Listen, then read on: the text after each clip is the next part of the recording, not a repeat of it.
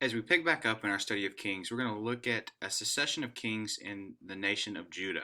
And we're going to look at an assortment of passages in chapters 14, 15, and 16, and topically look at the kings of Judah. Next week, we will look at the kings of Israel. But as we look at these kings, we notice that most of these kings are good kings, with the exception and the notable exception of Ahaz. But each of these kings we see, as we see in our lesson, that with the possible exception of Jotham, and we'll talk about that in a minute, they all struggled with pride. And pride in all of its forms is destructive and it bears ugly fruit. And what we see in this passage is sometimes the fullness of the ugliness of the prideful fruit is not really revealed until generations down the road.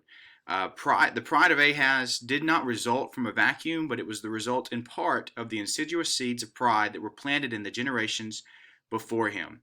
And what we see when we look at these kings, we see various expressions of pride. In Amaziah, we see overestimation of his own abilities and discontentment with what God has given him.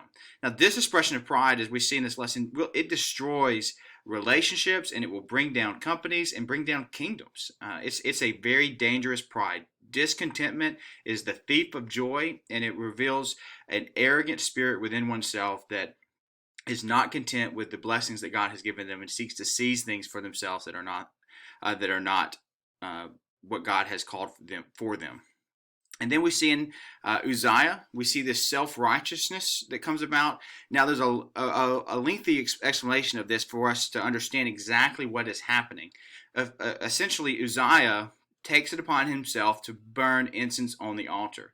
He bypasses God's standard and God's implementation of a mediator between God and man. The priest at that time was stood as a mediator, and they burned incense and morning and evening on behalf of the people, asking for forgiveness for sins and interceding on their behalf that God and man might be reconciled. But in his pride, Uzziah did not think he needed any help. He did not need a mediator, and he took that for himself and became his own mediator.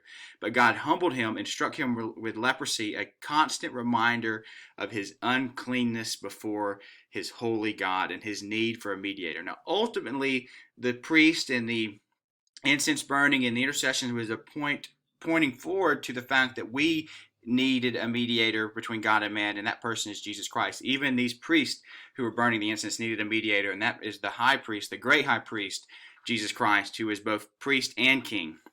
So Uzziah in his pride is really, stepping into a role that is only for Christ as the great high priest and the king. Uzziah stepped out of his lane, even though he was a genuine worshiper of God, was self-righteous before him. And this expresses itself in a variety of different ways.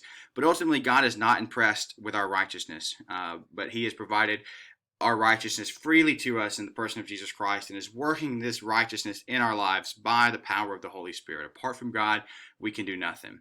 And then we look at Jotham. And now Jotham is not explicitly prideful, but we see in 2 Chronicles 27:2 is that he overcorrects, in my opinion, on the way that this text should be understood. He overcorrects, and not only does he not burn incense before the altar, but he doesn't even go near the temple.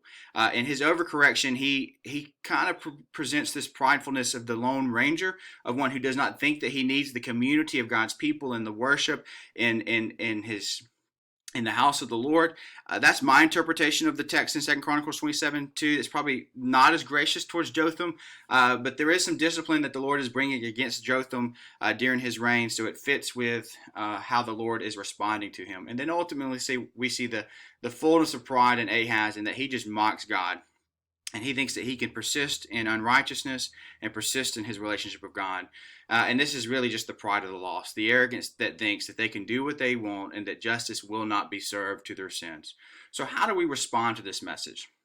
Well, first we want to be firm in faith, not in ourselves. And this is the big application. This is what Isaiah speaks to Ahaz. He says, if you are not firm in faith, you will not be firm at all. And this is where we need to spend some time discussing. One, we need to discuss what sinful pride is in comparison to some thoughts about pride that are not as sinful. And that's like being just proud of your kids or whatever it may be. So talk about exactly what is sinful pride, and then help them to see how pride stands as at the root of a lot of their sinfulness, and then call them to faith in Jesus Christ, both in the life of faith that is the life of the disciple, but also faith for those who are lost. Don't assume that you don't have any Ahazes in your group. that think that they can come to life group, that they can come to worship, but they're still persisting in a life of sin outside of that. So don't think that there's no Ahazes in your group, because there probably are some. And then after discussing the first three kings, just think, what are these? Overestimation or discontentment, self-righteousness, and the Lone Ranger aspect.